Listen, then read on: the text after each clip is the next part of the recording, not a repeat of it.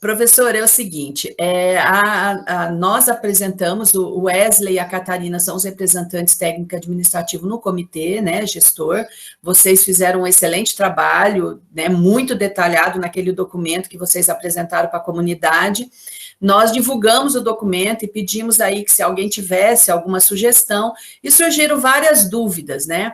Então, a gente queria, justamente por isso que a gente pediu para que você pudesse participar hoje, para a gente poder tirar essas dúvidas. Eu queria primeiro abrir para você fazer um apanhado geral do documento, né? Lógico que a grande preocupação é sempre a segurança, o medo do retorno sem vacina, né? De que forma que isso vai se dar, né? E depois a gente abre aí, as pessoas vão colocando as perguntas no chat e a gente vai abrindo, né? Pode ser dessa forma? Pode sim, não tem problema não.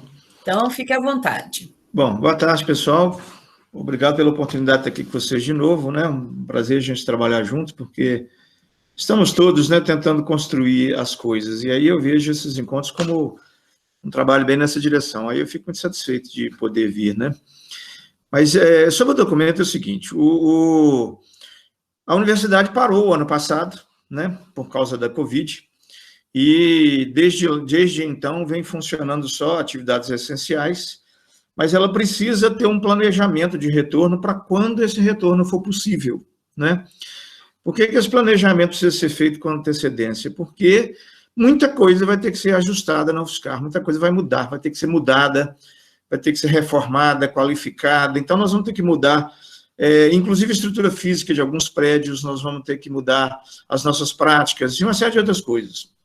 E isso, na hora que a curva epidêmica da doença começar a cair, se a gente for começar a montar esse planejamento tudo depois, nós vamos demorar muito tempo para conseguir voltar. Então, a ideia é o seguinte, a curva epidêmica da doença ainda está subindo, então nós não temos nenhuma perspectiva de quando é que nós voltaremos. Mas quando a curva epidêmica começar a cair, os indicadores da Organização Mundial da Saúde, do Centro de Controle de Doenças dos Estados Unidos e da Fundação Oswaldo Cruz aqui, eles são todos calculados por períodos trissemanais. Então, qual que é a orientação? A curva epidêmica começou a descer, nós vamos vigiar para ver se ela desce de maneira sustentada, pelo menos por 3 semanas consecutivas. Porque senão ela desce, daí a pouco ela sobe de novo, aí não adianta, a gente não tem como voltar dessa forma. Então, na hora que ela começar a descer e descer de maneira sustentada, a gente pretende liberar a primeira fase de atividades não essenciais. Se a curva epidêmica continuar caindo por mais 3 semanas, a gente libera uma segunda fase. E aí, progressivamente, liberar as 5 fases previstas no plano. Se num determinado momento a turma começar a cair, a gente liberar uma fase, ela continua caindo, a gente libera outra, e ela voltar a subir ou parar de cair, ficar plana, nós vamos ter que voltar atrás uma fase e interromper a fase anterior até que a curva volte a cair novamente, né? Por que isso? Porque a gente só quer voltar quando realmente houver segurança para voltar, né? Enquanto não houver segurança epidemiológica para voltar, não faz sentido a gente ficar discutindo retorno de atividades não essenciais, né? Senão seria negar a pandemia. Bom, então volta e acabou, né? Então o plano foi feito escalonado dessa forma. Vocês devem estar observando alguns planos do governo em relação à volta às aulas. Eles pensam assim, vamos voltar 3 dias por semana, vamos voltar 30% das pessoas.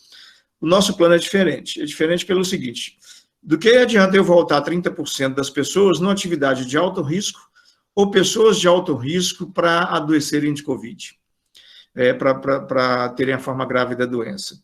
Então, não adianta eu voltar para o critério quantitativo. Então, nós optamos por fazer um escalonamento baseado em critério qualitativo. Então, por exemplo, na primeira fase, voltariam as pessoas que têm o menor risco de ter a doença grave, em atividades que oferecem o menor risco de transmissão da doença. Então, voltariam na primeira fase. Na segunda fase, a gente flexibilizaria um pouco as pessoas e as atividades. E aí, progressivamente, até que a gente tivesse tudo liberado. O que a gente não tem previsão de liberar, nem na quinta fase ainda, nem na última fase ainda, não tem previsão. Por exemplo, liberar o uso de máscara. Esse vai ter que persistir por tempo indefinido, nós não temos previsão de quando nós vamos ficar livres disso. A questão do distanciamento físico de 2 metros, também não dá para abrir mão disso, e não tem previsão de quando poderemos abrir mão disso, mesmo depois da flexibilização. Outra coisa, atividades com aglomeração de pessoas, atividades em auditórios, essas coisas, também não tem previsão nem da última fase, quando é que vai ser. Por exemplo, todas as atividades que puderem ser mantidas remotamente, ainda que a gente esteja flexibilizando com a curva epidêmica caindo, elas terão que se manter indefinidamente remotas, e só seriam flexibilizadas atividades que não tem como ser realizada remota, né? Até a gente ver como que fica essa epidemia, porque o futuro da epidemia está muito imprevisível, né? A vacinação no Brasil está extremamente lenta e a transmissão muito alta, e nós estamos gerando muitas cepas novas do vírus, algumas cepas trazendo doença mais transmissível, doença mais grave e resistentes às vacinas em alguns casos. Várias das vacinas já perderam uma parte da eficácia com cepas novas, e nós não sabemos como é que vai ser isso no futuro. Então, nós vamos flexibilizar lenta e gradativamente a partir da queda epidêmica, da curva, mas enquanto não houver queda da curva, nós não vamos flexibilizar, vai continuar nessa fase zero que nós estamos hoje, e vamos ver como é que fica o comportamento da epidemia e da doença ao longo desse período para ver como é que a gente faz. Então, mesmo que a gente flexibilize, nós vamos continuar insistindo no distanciamento físico, no uso de máscaras e na realização do máximo possível de atividades por via remota, até a gente ver como que a epidemia vai comportar ao longo do tempo, se a gente vai ter que ficar vacinando todo mundo de novo várias vezes, se essas vacinas vão ter que mudar porque elas poderão não servir mais, o que vai acontecer, porque esse é o quadro de imprevisibilidade da evolução da epidemia, né? Hoje mesmo a FAPESP já publicou um relatório de uma pessoa que ficou portadora e transmitindo o vírus por 218 dias seguidos. Então, você imagina o seguinte, eu pego uma pessoa, adoeceu de Covid, aí eu falo assim, não, daqui a 14 dias ela pode voltar, e ela está transmitindo o vírus ainda por mais 218 dias. Isso é exceção, não é regra. Mas se eu vejo que tem uma pessoa dessa no ambiente, eu tenho que segurar, né? Outros estudos têm mostrado que algumas pessoas, mesmo sadias, têm uma transmissão muito alta e que acabam sendo responsáveis pelos grandes clústeres de transmissão da doença. Também nós vamos ter que considerar essas coisas na hora de fazer a flexibilização. Então, a nossa ideia é, eu vou flexibilizar o seguinte, primeiro, por que categorias de pessoas? Pessoas que têm a menor probabilidade de se adoecerem de Covid, de sofrerem da forma grave dela, ou transmitirem para pessoas com esse risco, e pessoas que têm a maior chance de menor transmissibilidade e adoecimento. E também atividades que têm menor risco de transmissão. Quais são as atividades que têm menor risco de transmissão? Atividades ao ar livre, atividades em ambientes extremamente ventilados e com pouca gente. Então, por exemplo, aluno em sala de aula com 60 alunos pode esquecer. Isso nem na última fase, porque desde a primeira que a gente começar a liberar, vai ter que ser pelo menos um aluno para cada 6,25 metros quadrados, então não vai caber 60 alunos numa sala. Vai ter que haver reformas nas salas, para que as salas fiquem mais ventiladas, os fluxos sejam mais seguros. Então, tem uma série de coisas que a gente vai precisar estabelecer, e o plano foi pensando em tudo isso, com estratégias que são estratégias diferentes do que os governos têm adotado, que os governos têm adotado estratégias por critério quantitativo, mas nós achamos que o critério qualitativo é mais seguro, né? Porque não adianta eu vou liberar só 10% das pessoas, mas entre essas 10% das pessoas, tem pessoas com risco, numa atividade em sala fechada, aí o que adianta eu liberar só 10%, porque isso vai colocar as pessoas em risco do mesmo jeito, né? Então, se eu liberar por critério qualitativo, a gente consegue oferecer segurança no retorno, tanto para as pessoas, quanto para as atividades, muito mais do que se for por critério quantitativo, como são os critérios que os governos têm proposto. Em resumo, o plano é esse. Então, o plano começa nessa fase zero, que é a fase que nós já estamos agora, e ele propõe ainda uma melhoria nessa fase zero, que é restrição de circulação e entrada de pessoas nos campi da UFSCar. A gente sabe que a entrada e circulação de pessoas nos campi está meio frouxa, e tem gente que não está ligada a nenhum plano de contingência ou atividade essencial e que está entrando e circulando na UFSCar. A gente sabe que tem gente que não está usando máscara, às vezes, no ambiente de trabalho. A gente sabe que tem pessoas que não tramitaram o plano de contingência, mas estão mantendo as atividades. Nós sabemos que tem pessoas que montaram o plano de contingências, mas não seguem o plano de contingências. Então, nós vamos precisar ter medidas que ajudam a corrigir um pouco isso, porque senão não adianta a gente fazer todo esse trabalho e a doença continuar transmitindo, né, sem que a gente consiga proteger as pessoas, né. Então, em resumo, é isso, né.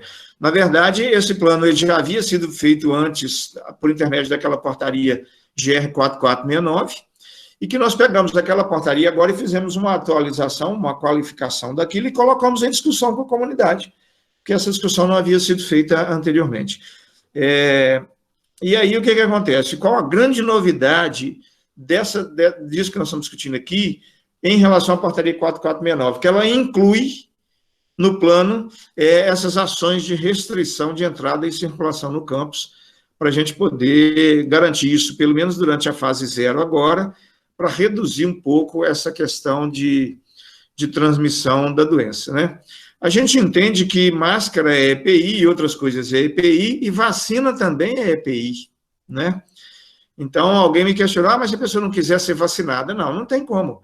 Se ela falar assim, não, eu vou trabalhar sem máscara, não, sem trabalhar sem máscara é proibido. Entendeu? Máscara é um EPI, então a vacina é a mesma coisa, nós vamos ter que ter essa exigência, né? Porque a vacina é um EPI, né? Nós não podemos abrir mão dela. E várias outras questões, então, assim, eu tentei dar uma colocação mais geral, mas vocês podem ficar à vontade aí para a gente ir conversando. Eu consigo ficar com vocês até as 15h55, porque logo em seguida eu vou ter que entrar numa reunião do C7, que eu já tinha agendado com eles. Mas até lá a gente pode ir conversando, não tem problema. Bem, perfeito, Bernardino. Deixa eu... Já tem algumas perguntas aqui no chat, eu não sei se você está acompanhando, mas a preocupação, né, e aí eu li o documento apresentado, né, por vocês, e em todas as fases fala das pessoas vacinadas, né, e aí já tem até uma pergunta aqui, né, de um técnico de laboratório que voltaria na fase 1, ou seja, logo, né, bem lembrado, eu acho que a gente não pode deixar de lembrar que nós estamos com uma curva em ascendência, então a gente está falando de um futuro que não está colocado ainda, né, professor? Começa daí, né? Porque as pessoas leem, acham que a fase 1, só porque é 1, já vai começar aí a semana que vem. Nós estamos falando, gente, de um futuro, dado as condições de 21 dias de curva caindo, né? E que não seja aquele que nem aconteceu em Araraquara, fizeram o lockdown, caiu, mas depois parou, começou a subir. Então, isso... Eu acho que o documento foi muito claro nesse sentido. E o documento fala das vacinas. Ele está dizendo aqui que ele não tomou as 2 doses. Então começam as dúvidas, né? Além do que já foi colocado no chat. Alguns servidores tinham já mandado algumas dúvidas para a gente no sindicato que diz respeito mais ou menos isso. Por exemplo, pensando nesse mundo maravilhoso que a gente está começando, a pandemia está começando a cair. Então, a fase 1. As pessoas para retornar qualitativamente, como você colocou, teria que estar vacinada com as 2 doses, já imunizada, para passar do período de vacinação, né? Essa é uma dúvida. Uma outra coisa que está no documento é que vocês falam lógico, da situação regional das cidades onde estão inseridas a UFSCar. Algumas pessoas colocam o seguinte, olha, eu trabalho na UFSCar, mas moro em outras cidades. Vamos pegar o pessoal lá de Araras, que mora em Leme, Pirassununga. Isso também, apesar de que a gente está falando regional, é ali perto, mas seria verificado, né?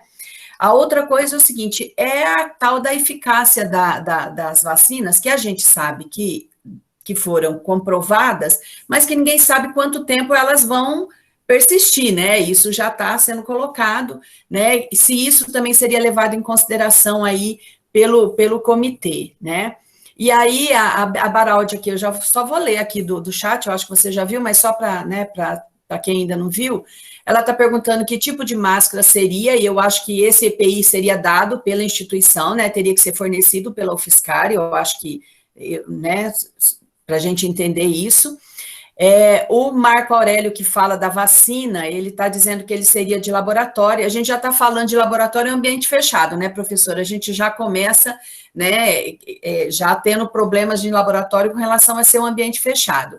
E a situação do que vocês colocam, que é de que a universidade vai ter que passar por várias reformas, né, mesmo esses ambientes que são fechados têm que ser muito mais ventilados. Como que a gente vai fazer isso? E aí eu sei que não é você que vai responder, mas como as os cortes de orçamento que a universidade teve, como é que, lógico que eu acho que isso vai ser uma coisa que a gente vai até discutir no Conselho Universitário, mas de que forma que a gente começa a fazer isso, dados os cortes que a universidade está tendo, né, de que forma que a gente vai conseguir resolver essa situação. E a Silmara fala das bibliotecas, né, eu que particularmente trabalho em uma, a gente se preocupa muito, porque a circulação numa biblioteca é muito grande e o contato, o nível de contato com tudo dentro da biblioteca é muito grande também, né? Então, como é que isso seria pensado, né? Isso foram principalmente as primeiras coisas que foram colocadas aqui no chat, né? Há uma outra preocupação, professor, que eu acho que isso não está... Eu, particularmente, acho que isso não está descrito no documento, mas a nossa categoria sempre tem um receio de que tenha que voltar em detrimento de voltar a outras categorias. Então, assim, eu, particularmente, pelo que eu entendi do documento, voltaria...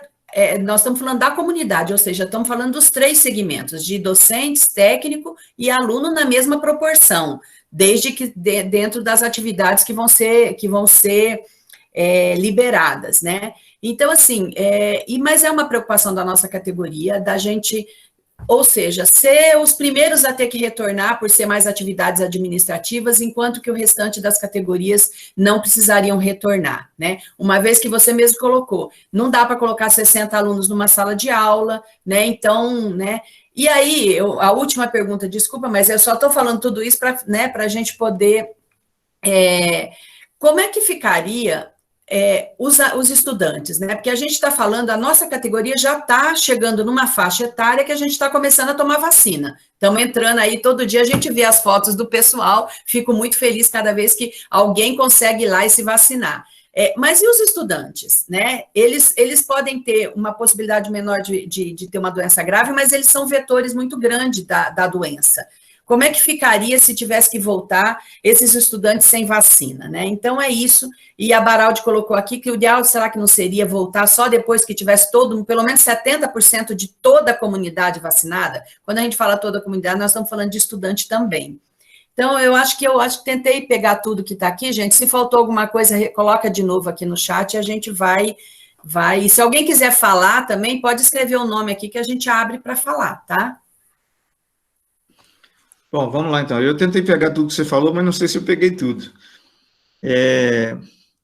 Com relação à vacina, é o seguinte, existe um calendário vacinal que está sendo usado nos municípios, pelo governo do estado, etc. E as pessoas vão seguindo aquele calendário vacinal. Hoje, quem tem tal faixa etária está vacinando e tal. Então, o documento fala em vacina dentro desse critério. Então, é o seguinte, se você já está liberada a vacina para você, e você vai voltar ao trabalho, então você precisa tomar a vacina, de acordo com o calendário do seu município onde você mora, né?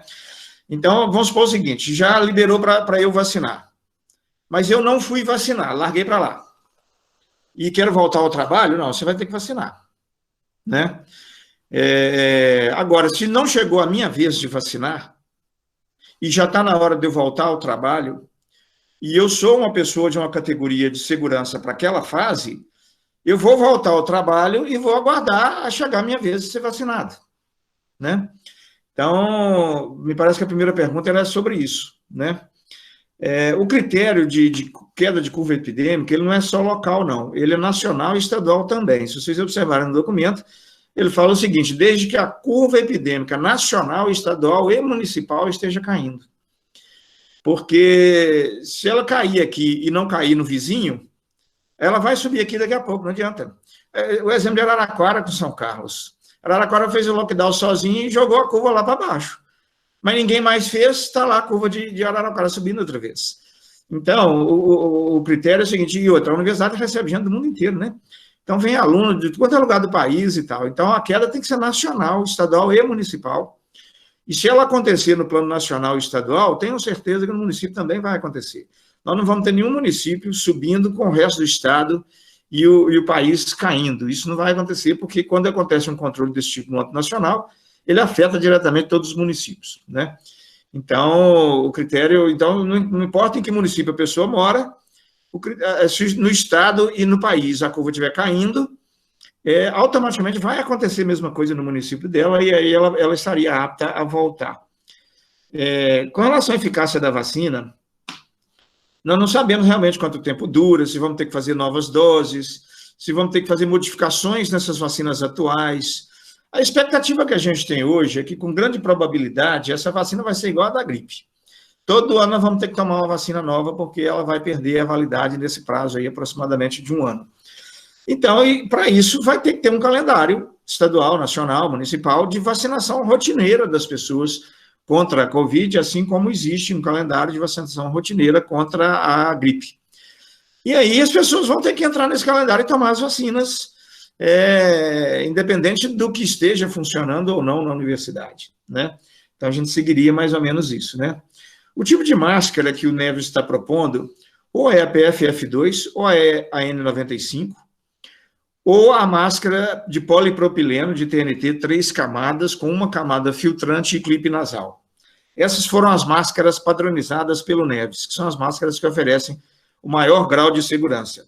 A UFSCar ficou responsável por providenciar essas máscaras. Nós já fizemos vários pedidos junto à PROAD. A PROAD já fez várias consultas aos departamentos sobre o quantitativo que vai precisar, e isso está sob a responsabilidade da PROAD providenciar. Então, todas as atividades que forem voltar, elas vão passar um plano de contingências no Neves. No plano de contingências vai estar comentado sobre essa questão dos EPIs, e a PROAD vai providenciar os EPIs para as atividades. Isso é o que já foi acordado com a reitoria, já está acordado com a reitoria, está sendo encaminhado. A gente tem aquelas lentidões, né, dos processos de compra e essas coisas que atrapalham. Mas isso é o que já está acordado com a reitoria, né? Com relação às reformas de prédios e outras coisas, o CGP, há 2 reuniões atrás, indicou a criação de uma comissão que envolve a PU e outros órgãos da administração responsáveis por essas questões dentro da UFSCar. Quem é que é responsável na UFSCar? Pela parte de sinalização, de fluxo de transporte, quem é responsável por manutenção de prédios, e banheiros e outras coisas. Então, o CGP já propôs, a Jesus ficou de encaminhar isso, a criação de uma comissão composta por essas pessoas para estudar as reformas que serão necessárias fazer na UFSCar. Junto com isso está a pauta da questão do financiamento. Então, isso não está nada decidido, isso ainda está em construção. Essa comissão ainda não está pronta, a professora Jesus ficou de encaminhar isso a partir da indicação do CGP, e essa questão financeira também, eles vão fazer a gestão disso. A reitoria está fazendo a gestão dessa questão financeira para toda a sustentação da universidade e vai ter que incluir isso no pacote das discussões. Então, nós não temos resposta pronta hoje, falar assim, olha, a reforma já está decidida que vai ser assim, o financiamento já está decidido, nós não temos essas respostas. Mas isso vai ter que ser administrado de alguma forma, porque de outro modo vai ficar complicado, porque você imagina uma disciplina que tem 60 alunos, que agora vai poder só ter 20 só. O professor, então, vai ter que replicar ela 3 vezes. Isso já tem outras implicações na carga horária docente, na organização dos espaços e outras coisas. Então, isso não está construído, mas isso já está no pacote das preocupações, e já estão sendo constituídas comissões para avançar nessas discussões, para ver, de fato, como é que eles vão conseguir resolver isso, né? Dar uma saída nisso, né? Bom, tinha uma pergunta aqui sobre a UAC, volta em que fase? Eu preciso ver o documento novamente para ver em que fase a UAC vai voltar. Eu posso tentar dar uma olhada aqui para dar uma resposta mais precisa, né? Em relação a isso. Mas eu posso dar uma olhada aqui. Parece que a pessoa que perguntou tem dúvida se será na fase 3, né? Se será na fase 3. Eu posso até conferir aqui, deixa eu ver. Fase 3 qual que é, e já falo agora da UAC. Quer ver? Fase 1, 2, fase 3. Atividade de ensino, pesquisa e extensão, administrativo, estágio, desenvolvimento prático e serviço, dentro e fora dos campi. Fase 3 é atividade prática. Fase 4. A UAC vai voltar entre as fases 3 e 4. Antes da fase 3, a UAC não volta. Ou ela volta na fase 3 ou ela volta na fase 4, mas provavelmente ela já vai poder começar a voltar na fase 3, né? As bibliotecas, aqui no documento, fala quando, que elas voltarão também. As bibliotecas têm duas fases de retorno. Uma fase é o serviço interno e outra fase é o serviço externo. E são em fases diferentes, né? Eu posso até localizar aqui no documento para dizer para vocês. Quer ver? Só um segundo que eu localizo aqui. Biblioteca. A biblioteca está previsto voltar ao atendimento externo presencial. Isso está previsto voltar na fase 2, a atividade. É isso, a biblioteca está previsto na fase 2, exatamente. Está previsto na fase 2. Deixa eu ver uma coisa aqui. Exatamente. Fase 2, a biblioteca está previsto voltar na fase 2. O restaurante universitário é na última fase. O restaurante universitário é na última fase. Ele não volta, não tem como voltar ao RU antes da última fase. E vai voltar mediante planos de contingência. Com relação aos estudantes, vacina para os estudantes, a universidade está trabalhando isso, tem uma comissão já trabalhando essa questão das vacinas. Houve uma discussão recente, me parece que na Prograde, sobre isso. Tanto que a Prograde já definiu que o EMP vai até abril do ano que vem. Antes de abril do ano que vem, ela não pretende voltar ao estudo não EMP, exatamente porque ela entende que vacinar só o professor não adianta, né? Tem que vacinar os estudantes também. Então, os estudantes estão nesse pacote geral do plano, né? Então, onde fala que tem que ter vacina para quem voltar, o estudante está incluído, né? Em relação a isso. Quanto ao retorno dependendo da cobertura vacinal, vamos voltar quando tiver 70%, 80% vacinado. Nós não estamos usando cobertura vacinal como critério, porque nós não temos garantia que a alta cobertura vacinal vai declinar a curva. Pode ser que a gente tenha uma alta cobertura vacinal e a curva não decline. Se isso acontecer, vai continuar fechado até a curva declinar. Então, por isso que a referência não foi cobertura vacinal, foi declínio de curva. Porque se a curva declinar antes da vacina, é sinal que a epidemia está sendo controlada, independente da vacina. E se a curva continuar subindo, mesmo com vacina, significa que a vacina não controlou. Então, não adianta a vacina. O que resolve para nós realmente é o declínio da curva. Ou a curva declina, ou nós não temos como voltar. Independente de vacina. Eu não sei se eu respondi tudo. Ou se faltou alguma coisa, Vânia. Qualquer coisa me lembra aí. A gente vai lembrando. Tem duas pessoas inscritas, professor. Eu vou passar para eles falarem. Só depois, quando você for falar de novo, a Simone, que ela é dentista, ela disse que, voltando, o trabalho dela na pandemia é muito importante ter o auxiliar odontológico, que foi um cargo extinto e a gente está sem. Se isso a universidade, no caso, teria que providenciar, nem que fosse com terceirizado, para que ela pudesse ter para que não tivesse problema, para ela tivesse, né, segurança no trabalho, né? E aí eu vou passar, então, para a Beth, a Elizabeth Baraldi se inscreveu, e depois o Daniel. Beth, você primeiro, depois o Daniel, aí a gente abre o professor de novo. Se alguém mais quiser se inscrever, gente, escreve aqui que eu vou chamando, tá? Pode falar. Boa tarde. Olha, uma das questões era sobre essa questão de 70% da população estar vacinada, porque a gente sempre está ouvindo dizer que esse é o primeiro... a primeira coisa que tem que acontecer para que a pandemia comece a ser controlada. Eu entendi que se tiver a curva caindo e não tiver 70%, está controlada, mas a gente também não sabe até que ponto vai estar controlada, mas aí se a curva sobe, aí para de novo, é isso?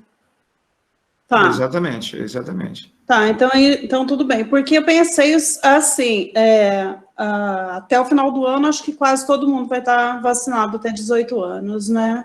Então, a outra coisa que eu queria perguntar é o seguinte, quanto à testagem, não se pensou nada de testagem no campus? Eu acho que seria bem interessante isso, porque eu já fiquei sabendo, por exemplo, de laboratório que está funcionando, e que uma pessoa que, inclusive, já foi vacinada, pegou Covid.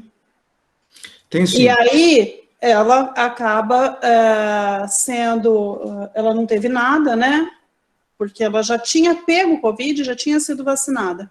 E aí, o que acontece? Ela acaba sendo um foco de transmissão. Sim. Então, a testagem, eu acho que seria tão importante quanto a máscara e os outros critérios. Não, isso é verdade, você tem razão. E se pensou em alguma coisa em relação a isso? Já fizemos até o pedido de compras de teste. O Neves agora criou um grupo chamado Grupo Técnico de Vigilância Epidemiológica.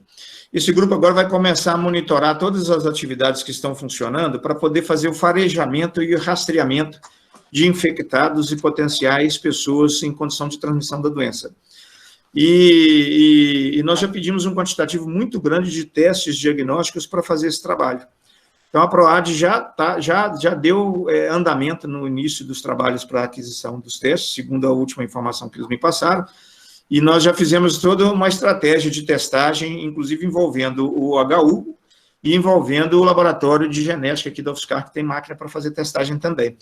Então, eles já estão providenciando a compra dos kits de testagem, e assim que chegar, nós vamos começar esse trabalho de farejamento e busca ativa de potenciais transmissores para a gente poder colocar essas pessoas em isolamento nas atividades. E outra coisa que eu estava pensando quando esse plano começar a ser colocado em atividade, como que a gente vai fiscalizar isso? Porque, como você mesmo falou, tem gente que coloca o projeto lá no Neves e não segue aquele protocolo de biossegurança, né? E isso, eu acho que é uma coisa difícil da gente conseguir ver se isso realmente está acontecendo ou não. Nós estamos começando agora o monitoramento dos planos de contingência. O monitoramento dos planos de contingência, a gente entra em contato com as pessoas que são responsáveis pelos planos de contingência e faz um levantamento com elas do que está acontecendo na atividade que foi habilitada pelo Neves, tanto em termos de transmissão de doença, quanto em termos de cumprimento do plano de contingências. Então, esse trabalho está começando agora, um trabalho incipiente ainda, né? Já fizemos alguns questionamentos já, com a intenção de fazer esse monitoramento e essa fiscalização em loco, esse acompanhamento. Nós devemos ter uma reunião amanhã à tarde com a vice-reitoria para poder criar normativas para isso, para que essas normativas nos permitam, só um minutinho que tem um telefone incomodando aqui, que essas normativas nos permitam tomar medidas que possam impedir que as pessoas descumpram as normas. Os protocolos. Os protocolos. Então, nós estamos nessa situação, né? Mas está em encaminhamento isso. Eu não sei se... pessoas inscritas... Não, eu só estou tentando ver se você faz as perguntas, porque se vocês ficarem batendo bola, tem 2 pessoas inscritas e o professor vai ter que sair daqui a pouco. É uma sugestão. Eu não sei nem se isso é viável ou não, mas se a pessoa testar positivo, fazer igual algumas cidades estão fazendo, colocar a pulseirinha. Não sei se isso é legal ou não também. Só uma sugestão. Obrigada, Beth. Deixa eu passar, então, para os outros 2 que estão inscritos, aí depois o professor Bernardino responde em conjunto. Daniel e depois o Marco Aurélio. Daniel, pode falar.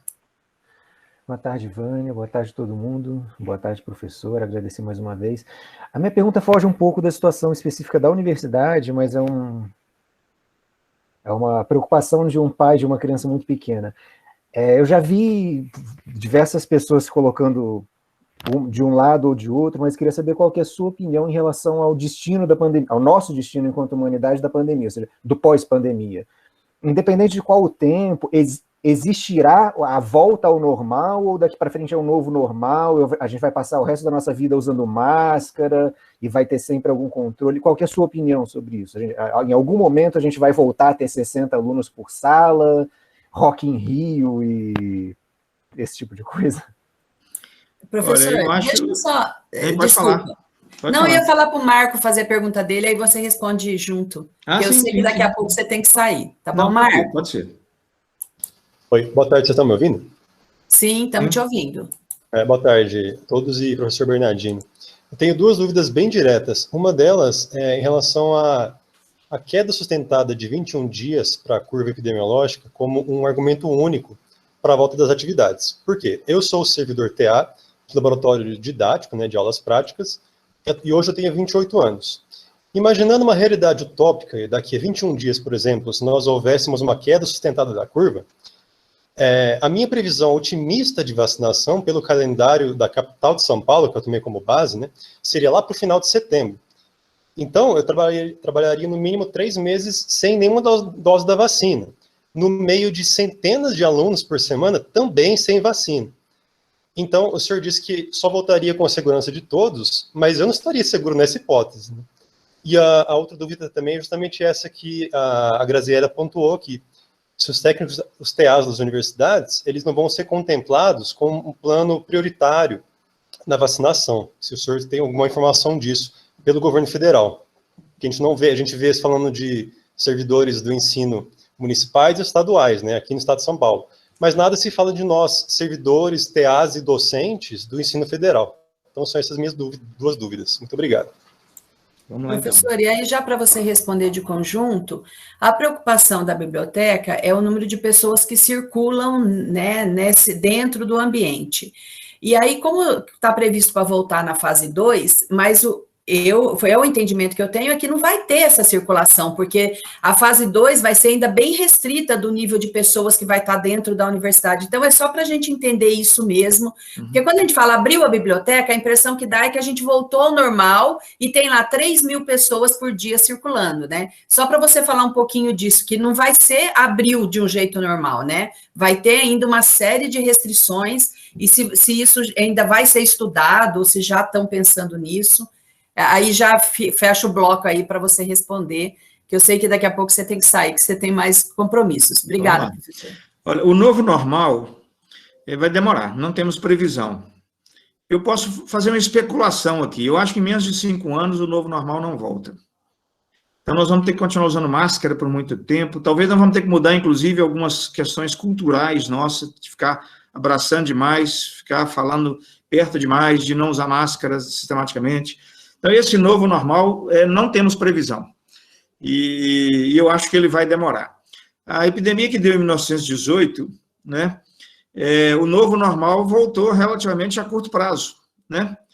Mas era um vírus diferente, né? Esse vírus que está circulando agora é um vírus muito mais agressivo, é um vírus muito mais mutagênico e que tem desafiado muito mais a ciência, né? Então, não tem previsão para esse novo normal. Esse negócio de Rock in Rio, festa, essas coisas, com segurança, eu não vou a nenhum deles nos próximos 5 anos. Porque eu acho que essa segurança vai ser muito precária, né, diante da capacidade de mutação de vírus, né, e essas coisas, né.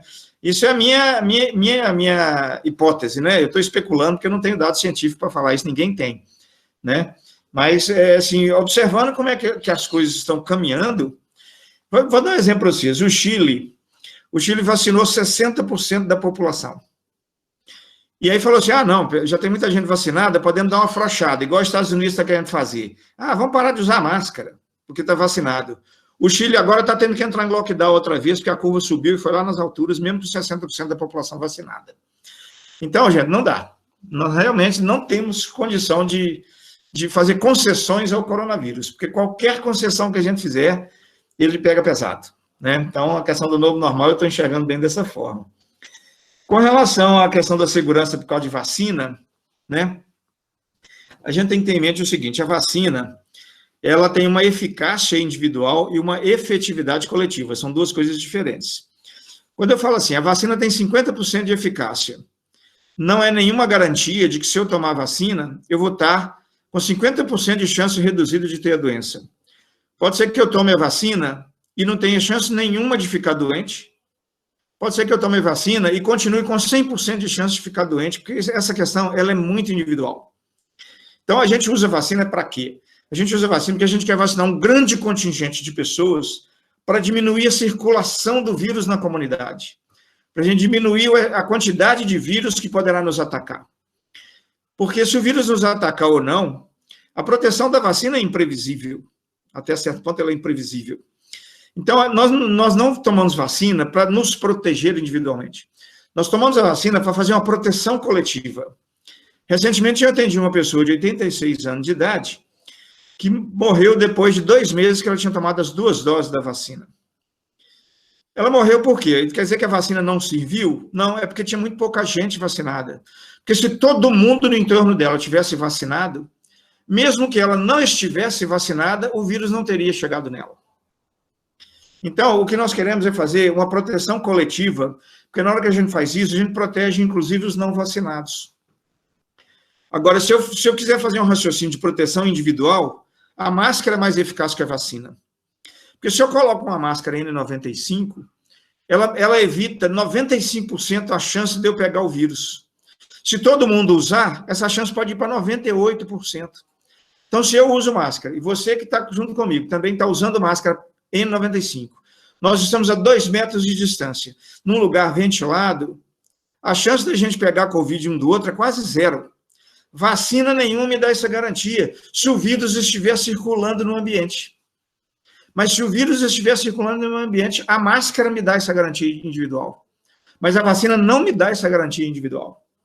Então, o EPI, usado de maneira correta, de maneira adequada, ele protege individualmente mais do que a vacina. A vacina é para dar proteção coletiva e não proteção individual. Então, como nós estamos trabalhando com critérios qualitativos de retorno, nós estamos trabalhando com a proteção coletiva e a influência dela e a influência do individual na proteção coletiva. Então, esse é o entendimento que a gente precisa ter.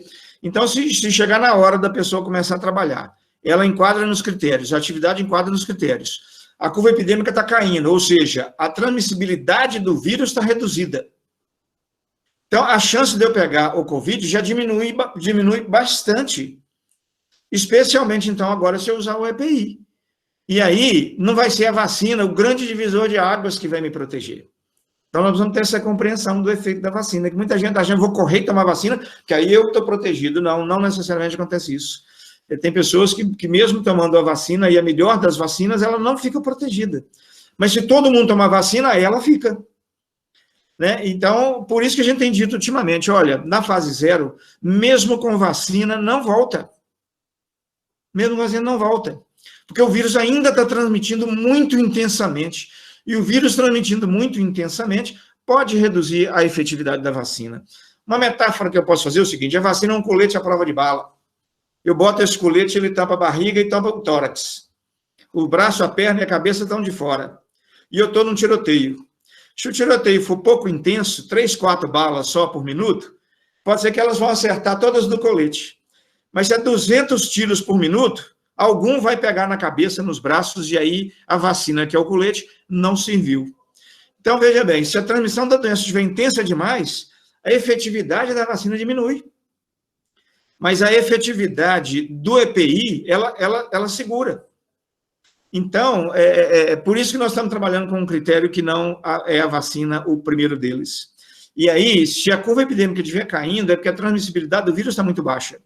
Ela está caindo cada vez mais. Então, o risco de eu pegar o Covid diminui. Se eu ainda uso o EPI, não vai ser a vacina, ou a ausência da vacina, que vai ser o grande problema para eu poder voltar, né?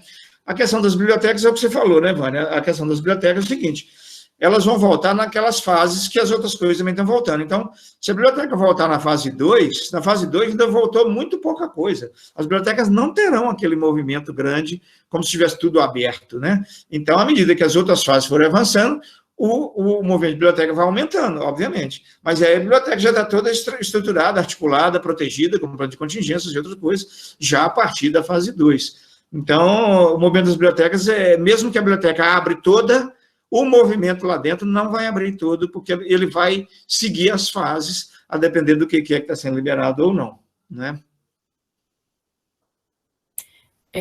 Exatamente. Professor, eu acho que assim, o que a gente tem que deixar muito claro, e eu acho que as suas palavras deixaram, mas não custa a gente ir lá e falar de novo, é que a gente está falando de uma realidade para o futuro. Nós não estamos dizendo, por exemplo, em nenhum momento, eu acho que isso tem que ficar muito claro para a nossa categoria, não restar dúvidas, em nenhum momento nós estamos dizendo que em agosto vai retornar, setembro vai retornar, outubro vai retornar. Eles estão, o documento, é por isso que eu achei interessante, e eu acho que está correto, a minha opinião particular, de que nós estamos falando de questões qualitativas. Então, se a curva está caindo, aí sim é uma questão qualitativa. Quando essa curva começar a cair, significa que nós estamos controlando a pandemia. E não é nenhum documento, professor, é isso que eu queria que você, né, reforçasse, estático, ou seja, que não pode ser revisto de acordo com as coisas mudando. Se você com 21 dias, ela caiu, volta à fase 1, mas de repente alguma coisa fez subir de novo, lógico que retrocede, né? E eu acho que talvez as pessoas olharem com um pouquinho mais de detalhe no documento, além das fases de retorno, ainda tem as pessoas que entrarão nessas fases de retorno. Então, assim, vou pegar o exemplo da biblioteca, que é um ambiente onde eu trabalho. Dentro da fase que a biblioteca vai retornar, se tudo tiver de acordo com os critérios colocados ali, as pessoas que irão retornar não são todos os que trabalham na biblioteca, porque tem uma segunda parte deste documento que fala quais são as pessoas fora de fase de risco. Então, quando você junta tudo isso, eu acho que o documento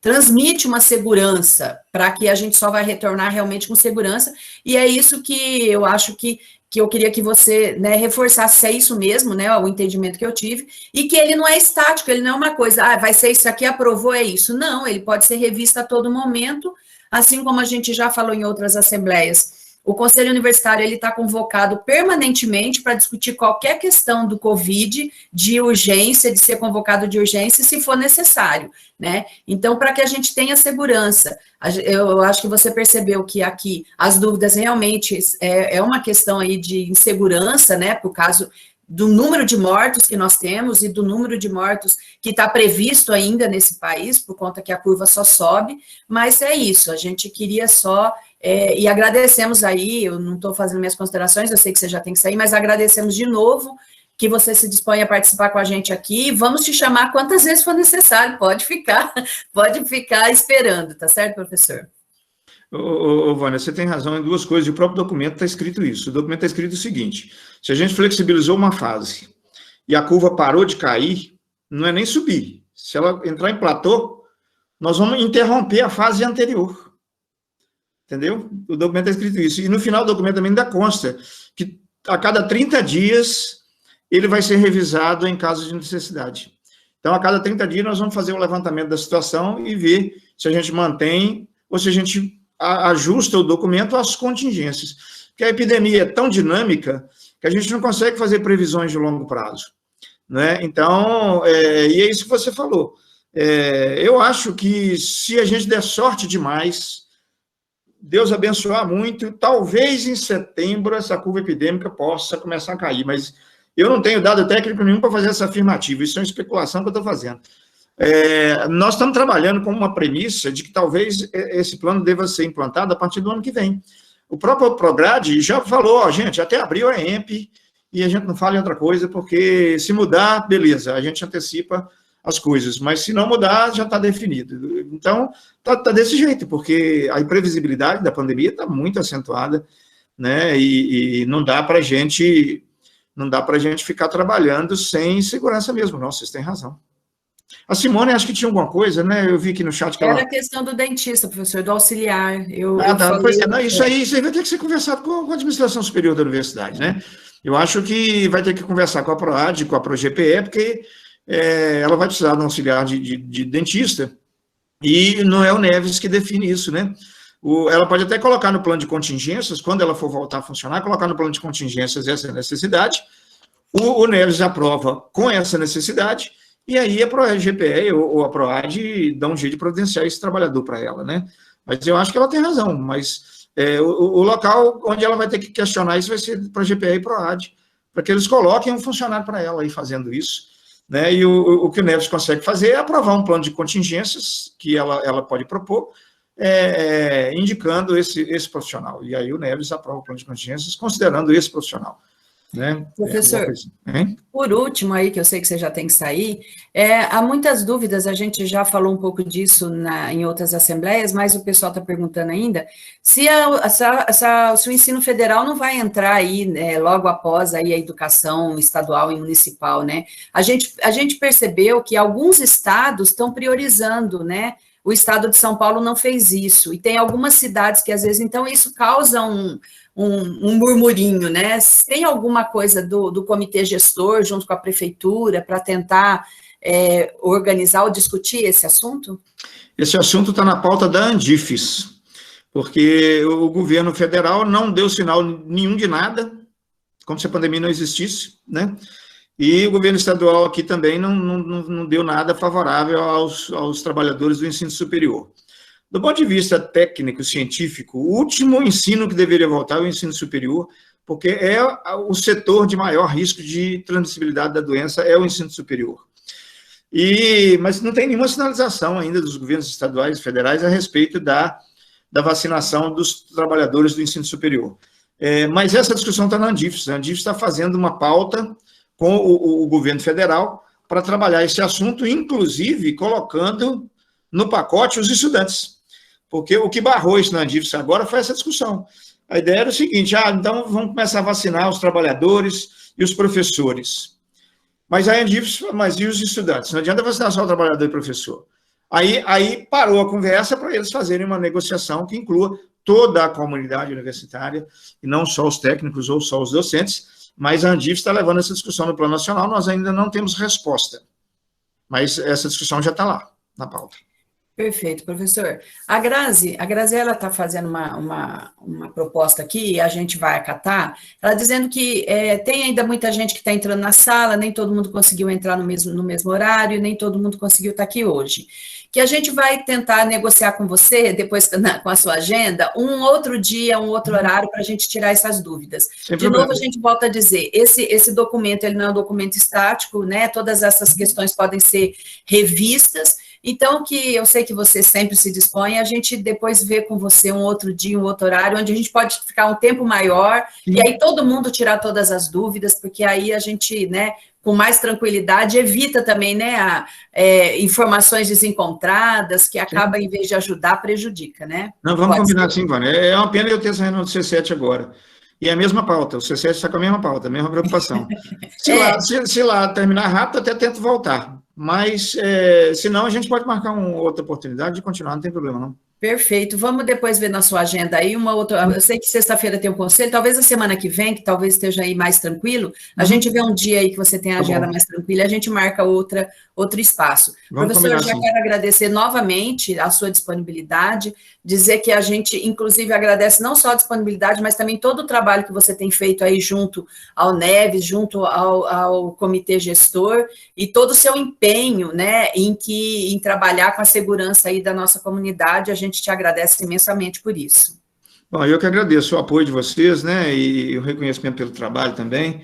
E eu vejo esse debate todo aqui que vocês estão fazendo como contribuição, né? Isso é uma contribuição para uma construção coletiva que nós estamos tentando fazer, e eu vejo muito isso como apoio ao nosso trabalho lá, do Neves, do CGP, né? Então eu fico muito grato a vocês por tudo isso. Mas vamos continuar assim essa conversa, na primeira oportunidade que tiver, Vânia, para a gente poder deixar as coisas esclarecidas e qualificadas, né? Eu acho que é importante, sim, vamos fazer sim, né? Obrigada. Muito obrigado pela oportunidade de estar aqui com vocês. Tá, muito obrigada. Tá? Abraço, boa reunião lá para você. Obrigado, tchau. Tchau.